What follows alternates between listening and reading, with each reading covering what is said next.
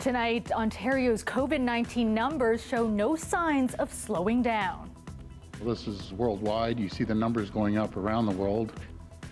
The Ford government facing criticism for loosening restrictions as the province's numbers surge. Plus, the city announced details of its immunization task force today, but also warns in the meantime, Toronto's COVID-19 numbers are very concerning. It is not time to panic, but it is time to act. I'm Talia Ricci, and tonight we learn more about the task force and also get reaction to the city's climbing cases. And Peel cracking down with tougher safety measures as it continues grappling with a high number of COVID infections. What the region's medical officer of health is urging. Good evening, I'm Kelda Yoon. Ontario reporting another 1,242 cases of COVID-19 today, the second most on a single day after a new record high set just yesterday when the province reported more than 1,300 new cases.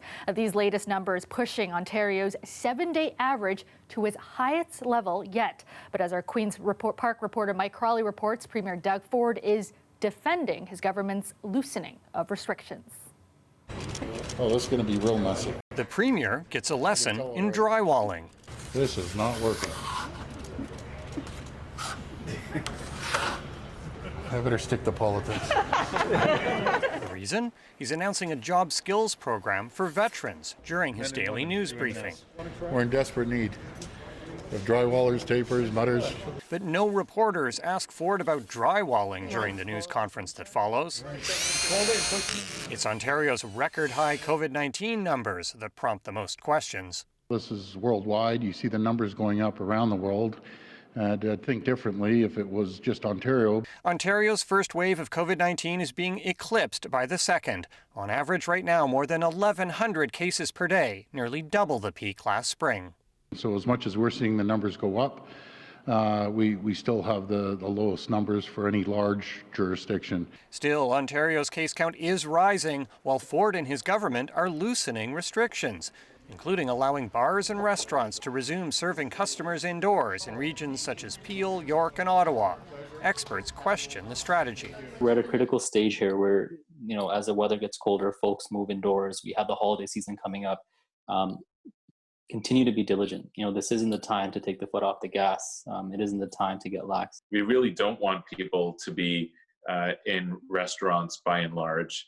We don't want people gathering indoors in many places as much as possible unless absolutely necessary. And by opening them up, we are telling people, rightly or wrongly, that those are acceptable practices. I think it'd be worse disaster if we just shut everything down. I've always said I'm no medical expert, but I'll tell you one thing, you lose your business, you lose your house. The COVID-19 case counts are not just rising here in Toronto and the GTA. Some public health units in smaller cities and even in Northern Ontario are reporting a growing rate of new infections. Still, the province's chief medical officer of health insists the curve could be flattened in December if people follow the guidelines. Mike Crawley, CBC News, Toronto. Governments and health officials around the world today are welcoming the news of a potential COVID-19 vaccine. Drug maker Pfizer says its experimental vaccine appears to be 90% effective. In contrast, a regular flu vaccine is usually about 50% effective. However, even if the Pfizer vaccine successfully passes independent review, it's unlikely to be widely available this year. Pfizer and its German partner plan to seek U.S. authorization for emergency use this month. The drug maker says it could have 50 million doses ready by year end, which would be enough for 25 million people since vaccination requires 2 doses. When a vaccine does become widely available, getting it to the millions of people here in Toronto will be quite the task. The city announcing today it has formed a COVID-19 immunization task force that is already looking at how to distribute the vaccine. But as Talia Ricci reports, in the meantime, the number of COVID cases in the city remains troubling, and that could stall reopening plans.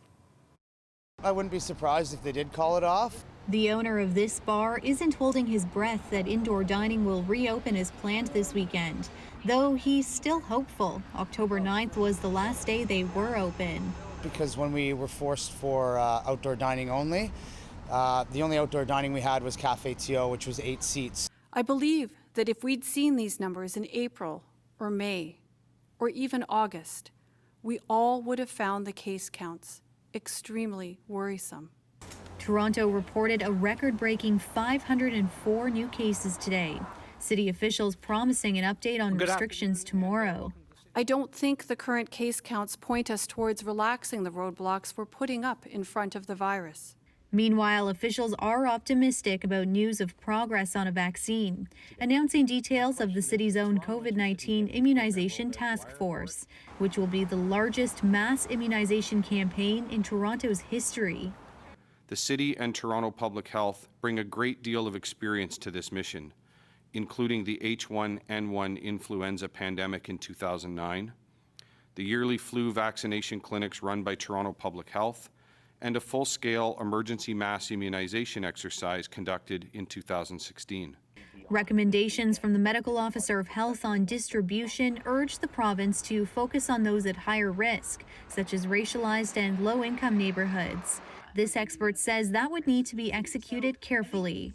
These kinds of decisions make a lot of sense, but we do need to be listening very carefully to those communities about how they feel about this, because we know that they have low trust in the system to begin with, and to prioritize them with a brand new vaccine, which doesn't come risk-free, is, risks the perception of using them as guinea pigs. But implementing this plan could still be months away. For business owners, tomorrow and the coming weeks are top of mind. We have plexiglass literally everywhere, so a lot of businesses have spent thousands of dollars every time we're jumping rope to keep up with the government and then just to get closed down again. Officials also saying today that regardless of what the rules are, Toronto is at a crucial point, and they're asking people to stay home as much as possible and to limit close contact to people in your household.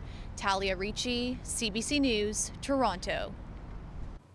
Peel, meanwhile, is the first region in Ontario to move into the red zone under the province's new pandemic assessment system. But Peel's medical officer of health doesn't think that will be enough to flatten their case curve. So he's implementing stricter restrictions on top of the province's.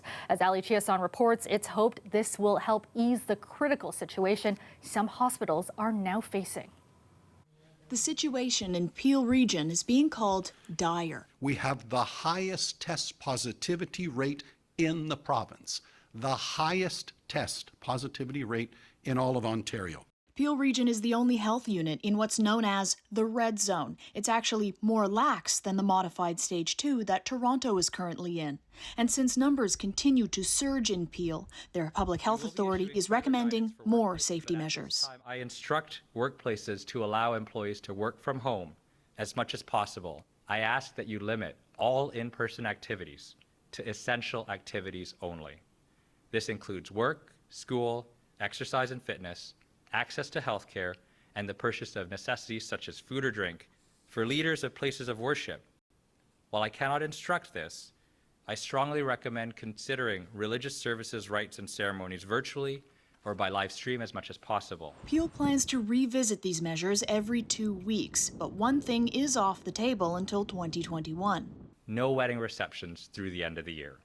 These have not been easy decisions. This second wave has crushed the region's hospital system. When we admit a COVID patient, that one COVID patient goes into one room. Now that room may have 3 or 4 beds or be able to usually accommodate more than one patient. At our organization right now, there are more than 100 patients that are either confirmed COVID positive or awaiting their results, each occupying a single room. Patients have been transferred to other hospitals and elective surgeries are being postponed. It's about finding ways to curb the spread. Brampton's Mayor Patrick Brown supports the added restrictions, but says they need more support from the other levels of government.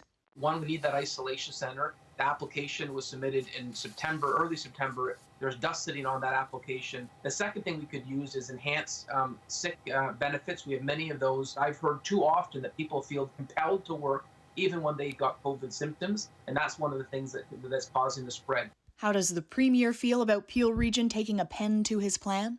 That's why we put it together, to allow the local medical officers to have that flexibility to increase or decrease in that fact. These additional or enhanced restrictions are to be looked at as recommendations. They're not enforceable rules at this time. Ali Chiasson, CBC News, Brampton. A 12-year-old boy remains in life-threatening condition tonight after being shot over the weekend in North York. He and his mom were innocent bystanders caught in the gunfire. This has left many who live in the area shaken. It's madness out here, so you can't be safe around these neighborhoods. You never know what's going to happen. The shooting happened in the area of Jane and Stong Court, just north of Finch. Police believe it is gang-related. They are still searching for the 2 male suspects who they say opened fire on 5 people inside a vehicle, injuring 3 of them. The 12-year-old boy was hit by a stray bullet. He and his mom were returning home from shopping at the time. The 3 other victims, including a 17-year-old boy, have all been released from hospital. Alec Manassian's trial begins tomorrow. Manassian used a van to kill 10 people and injure 16 others on Yonge Street in April 2018. He confessed to being behind the wheel of the vehicle in an interview with detectives. The trial will hinge on his state of mind during the attack. Manassian is expected to raise a defense of being not criminally responsible for the killings. The trial will take place virtually due to COVID-19 restrictions. We will have full coverage of the trial beginning tomorrow. A disciplinary hearing was held today for a Peel police officer accused of racism after arresting a Mississauga man 2 years ago. The key evidence against the officer is a cell phone recording that the officer accidentally made on the cell phone of the man he arrested. Today, the officer apologized to the family of the man for his comments. Chris Glover spoke with the father, who is determined to get justice for his son. Well, that is a lot of evidence. Bashar Massad flips through evidence just released in the disciplinary hearing against Peel Constable Bernard Trelaya. So we have to spend lots of time tonight reading what's in there.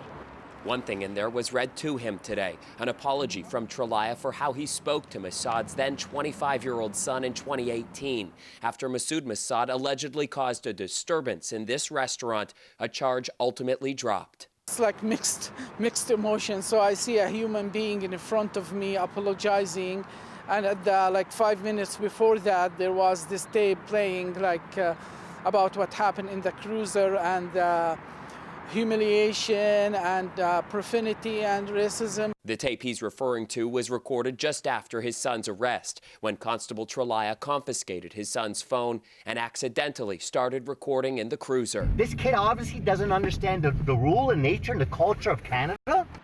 Trelaya berates Massad's son in what Massad calls a racist rant. Okay, he wants to be violent and bring that violence with him, then he's going to have to learn the way. It's painful. I mean, regardless, it's been like 2 years. Every time you listen to it, you feel sad that this happened. Last year, the Independent Police Review Director found Trelaya had engaged in 2 types of serious misconduct. Today, at his disciplinary hearing at Peel Police Headquarters, the charge of unlawful arrest was withdrawn, and Trelaya pleaded guilty to discreditable conduct. But it was the apology Massad wanted. At least he had the courage to come and apologize. Massad also wants an apology from Peel Police and hopes top officers listen to Trelaya's apology, especially the last line. I am a master of my thoughts, but I am a slave of my words. So, saying that it's like he said what he said out of frustration, and he doesn't have any hate or any discrimination. Tomorrow, we're expecting testimony from witnesses called by the officer's defense team, and a decision in this disciplinary hearing is expected as early as the end of this week. Chris Glover, CBC News, Mississauga. Still ahead tonight, a Second World War vet takes to the skies how his perspective is being used and honored by a local video game maker. Plus, Well, if you've been enjoying this record-setting weather, why don't we do it again? I'm meteorologist Colette Kennedy. Tomorrow, likely the last, maybe the best day. All the details coming up.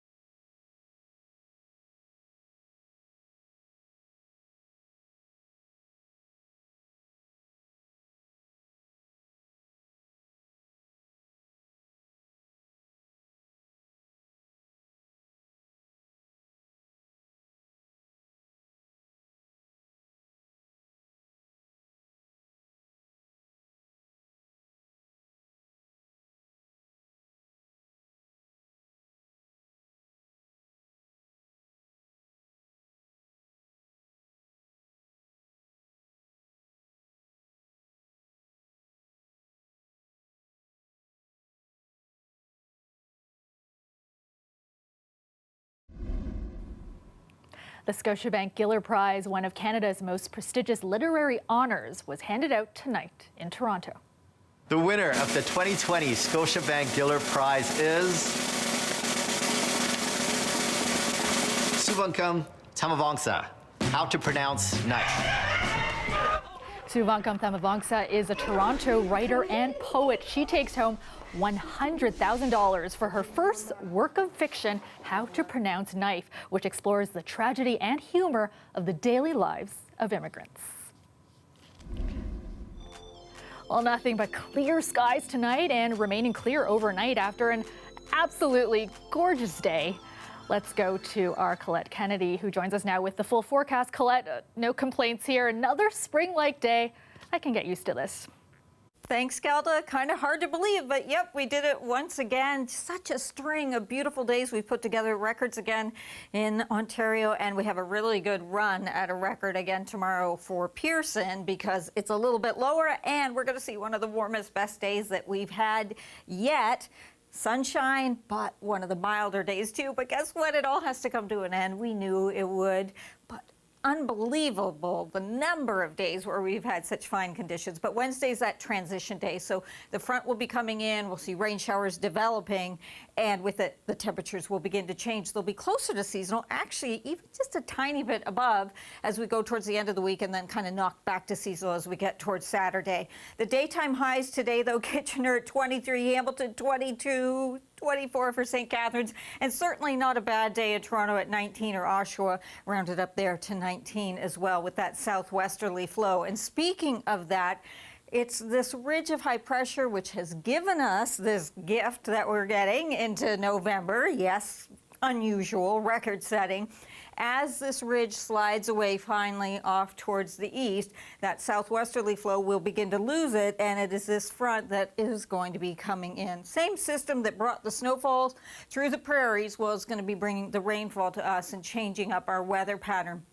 So as it comes in, we'll find those rain showers developing through the overnight, perhaps, in fact, Tuesday night into Wednesday, and then through the day Wednesday. And then behind it, there should be fairly rapid clearing, but the winds change around towards the west to northwest, and that will start to drop the temperature off. So Wednesday, it's kind of like we'll get the mid-teens, and then the temperature will start falling. Overnight tonight, speaking of mid-teens, that's what you'll be seeing for your overnight lows in southwestern Ontario. You're becoming accustomed to this, right? And I even have to talk about a humidex, a little bit of a humidex value for tomorrow. Some increase in cloudiness certainly there, especially later in the day. Could be a little bit, it will be highly localized, a little bit of fog in a few areas tonight, but the overnight temperatures, most cases, yep, holding in the double digits around the Golden Horseshoe. And then tomorrow, closer to the lake, obviously the temperature's a little bit cooler and you have to knock about 4 degrees off in some cases.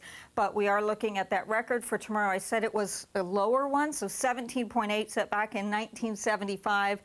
And I'm anticipating at least 22, so you can see we should handily beat that. And again, this is the one for Pearson. We've been setting them certainly elsewhere in the province as well and around the GTA. But then looking ahead, what happens Wednesday, so we hit that high probably earlier in the day, and then the temperature starts to fall off, and it's going to be a little bit difficult waking up on Thursday morning when the overnight low Wednesday into Thursday is 3 degrees, closer to seasonal Thursday, Friday, and then Saturday getting much closer there with a daytime high of just 7 degrees, Kelda. We'll take it while it lasts. Thanks so much, Colette. The weather is brought to you by Trane, the most reliable heating and cooling brand. We test, so it runs. It's hard to stop a train.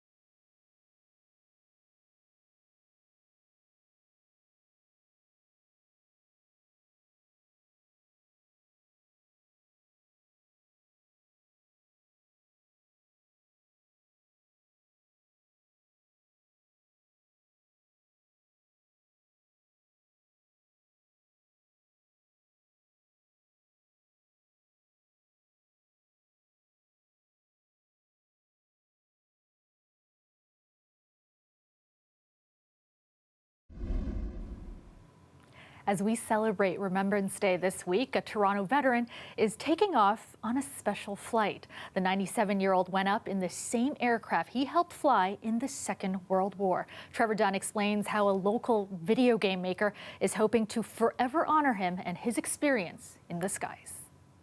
Near Igloo, Canadian tanks. Well, these old film reels are how most of us connect to the Second World War. Black and white, a bit out of focus. But for Bob Middleton, even at 97, his own memories are sharp and vivid. On the ground, you got cookies, 4,000-pound bombs exploding. You got photo flash going off. You got explosions on the ground. But at nighttime, you see the flash and it's gone. You don't see the smoke. It doesn't look as bad. But in here, you know. Born and raised in Toronto, Middleton was 18 when he left Danforth Collegiate to join the Royal Canadian Air Force. The recruiting depot was at Bay and Wellington. So in I went and answered the questions, signed the dotted line, and you're in, kid. He became a navigator, flying Allied bombing operations in Europe. One of his aircraft was the Lancaster, and today, a chance to return to the skies in it. They built 7,377. 60% of them were shot down, and there's 2 left flying, this one and the one in England. This one lives at Hamilton's Canadian Warplane Heritage Museum, but today's flight is as much about the past as it is about the future. We're creating a video game with... Andrew Spearin is a video game designer. His latest project, a Second World War flying simulator based on the Lancaster. The museum offered Spearin a flight to help inspire features in the game. We can gain that sense of perspective of what the sights and the sounds these crews would have experienced. We certainly want to capture the atmosphere of what it was like in those tight quarters, in the darkness and all the lights flashing in. Spearin hopes to incorporate Middleton into the game, possibly as a character. Having served in the military, I feel a big responsibility to honor the subject matter that we're portraying. For Middleton, no game can portray everything he experienced. His memories are of a constant fear for his own life and the constant loss of others around him. To carry on, he fought a mental war and had tactics to survive it. You didn't run around as though you'd lost all your best friends. We were fighting a war, for cat's sake. What do you expect? It sounded cruel, but you had to protect your mind. You couldn't dwell on these things. It's important for Spearin that his game doesn't glamorize what Middleton and other veterans went through. Out of respect, he's looking for realism. If we're going to portray real people, real aircraft, real events, then we have a responsibility to get the authenticity right. That's why it was important for Spearin to invite Bob Middleton on the flight, a solid link to the past, an inspiration moving forward. Trevor Dunn, CBC News, Hamilton. And that's our show for you tonight. Thank you so much for watching. Dwight Drummond has your next local newscast tomorrow at 6, and I will see you back here tomorrow night at 11. Have a great night, everyone.